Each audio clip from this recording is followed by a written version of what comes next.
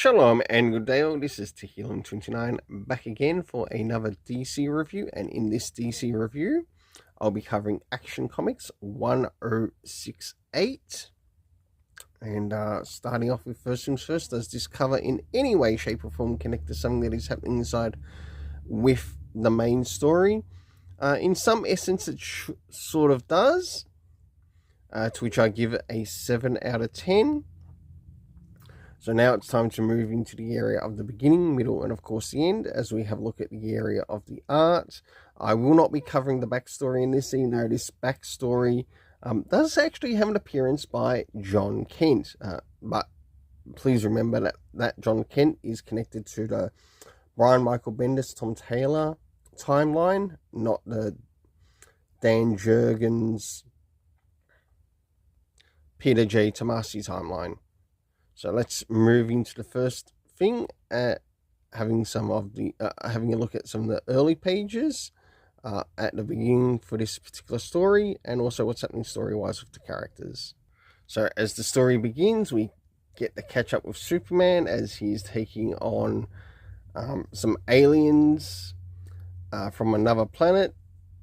It's a bit hard to tell where they're from, but we do get their name. We understand that there's a general there.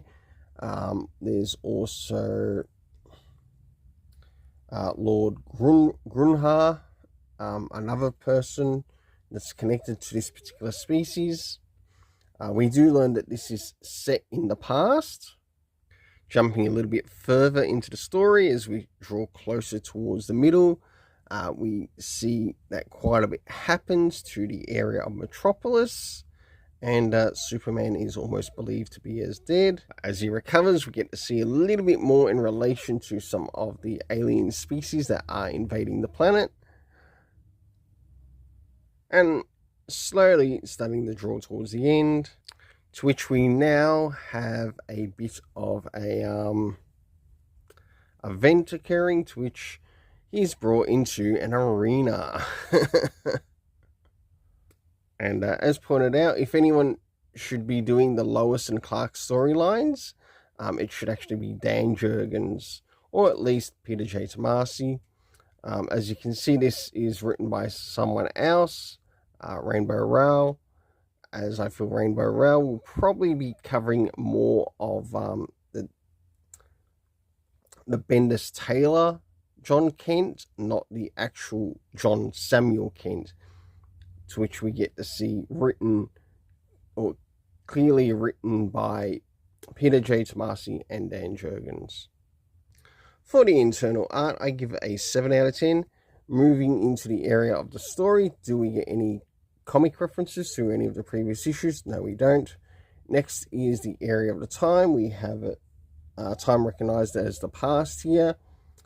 Next is the places and locations that we get to see. We have Metropolis and also Kandor brought up. The cast of characters consisting of Clark and Superman. We, of course, have Lois Lane, Lord Grunha, Jimmy Olsen, which is really nice to see, Lex Luthor. And also we have the Duramites. For the overall story rating, I give it a 7 out of 10. Until then, let's keep it colorful and have yourself an awesome day.